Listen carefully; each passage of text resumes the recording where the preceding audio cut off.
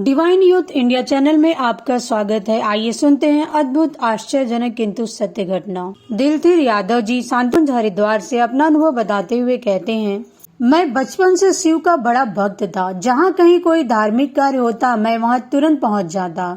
मुझे रामायण और भगवत गीता में गहरी रुचि थी। संगीत के प्रति भी मेरा गहरा लगाव था।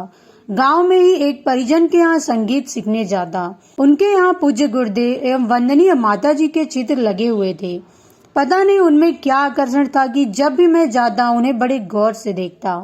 संगीत सिखाने वाले भाई बोलते, तुम इस तरह टकटकी लगाकर क्या देखते हो? मेरा जवाब होता है, पता नहीं, मुझे इन्हें देखना बहुत अच्छा लगता है। सन 1993 की बात है। जांजगीर चांपा छत्तीसगढ़ में हमारी निकटवर्ती शक्तिपीठ है। सन 1982 में गुरुदेव स्वयं यहाँ आए थे और गायत्री माता की प्राण प्रतिष्ठा की थी। आज वहीं 5 कुंडी गायत्री यज्ञ हो रहा था। मैं भी उसमें सम्मिलित हो गया। मिशन की मुझे कोई जानकारी नहीं थी। यह एक धार्मिक कृत्य था, सिर्फ इसलिए उसमें शामिल हो गया। शांति कुंज से श्री मिश्री लाल व्यास कार्यक्रम कराने आए थे। मैंने शोभा यात्रा और यज्ञ दोनों में भाग लिया। मुझे शांति कुंज जाने की अंतर प्रेरणा होने लगी। बातों बातों में मैंने अपनी इच्छा मिश्री लाल जी को बताई। उन्होंने तत्काल मेरा नाम पता लिखा और कहा कि शांति कुंज गुरुधाम है, वहाँ हर एक को जाना चाहिए और अपने समय, श्रम व प्रतिभा का सदुपयोग करना चाहिए। उन्होंने संजीवनी साधना सत्र के लिए स्वीकृति भिजवाने की बात कही और कहा कि तब तक आप अपनी प्रतिभा का विकास करें। गर्मियों के दिन थे। मुझे चेचक हो गया था। करीब 2-3 दिन बिस्तर पर पड़ा रहा।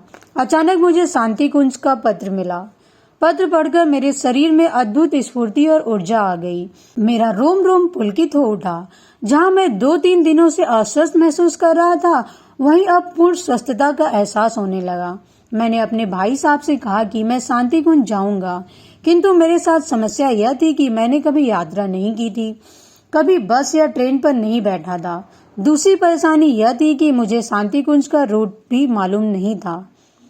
तब मुझे याद आया कि मेरा एक मित्र मसूरी में पढ़ाई कर रहा है। संयोग से उस समय वह गांव आया हुआ था। मैं उसके पास गया और हरिद्वार जाने का रास्ता पूछा। उसने मुझे विस्तार से बताया कि कब कौन सी गाड़ी कहाँ जाना है और कहाँ गाड़ी बदलनी है। मैं बस से खरसिया पहुंचा और स्टेशन जाकर हरिद्वार का टिकट लिया। टिकट लेकर मैं उत्कल एक्सप्रेस में बैठ गया। रात भर जागता रहा, किंतु जब ट्रेन ज्वालापुर पहुंची तो मेरी आंख लग गई और गहरी नींद में सो गया। नींद इतनी गहरी थी कि हरिद्वार स्टेशन पहुंच गया। चहल पहल के बाद मेरी नींद न खुली। ट्रेन चलने को हुई, तभी एक मोटी ताजी महिला जिसने श्वेत साड़ी पहन रखी थी, मेरा बैग उठाकर नीचे फेंक दिया। जब तक मैं कुछ समझ पाता, मुझे ऐसा जबरदस्त धक्का दिया कि मैं ट्रेन से बाहर प्लेटफॉर्म पर आ गिरा। अभी भी मैं पूरी तरह जाग नहीं पाया था। मुझे लगा मैं स्वप्न देख रहा हूँ। धक्का खाकर जब प्लेटफॉर्म पर गिरा तब मेरी नींद पूरी तरह खुली। आंखें मलकर देखा, सामने बोर्ड पर हरिद्वार स्टेशन लिखा था। ट्रेन से बाहर मैं बहुत जोर से गिरा था, किंतु मुझे चोट नहीं लगी थी। यह मेरे लिए आश्चर्य की बात थी।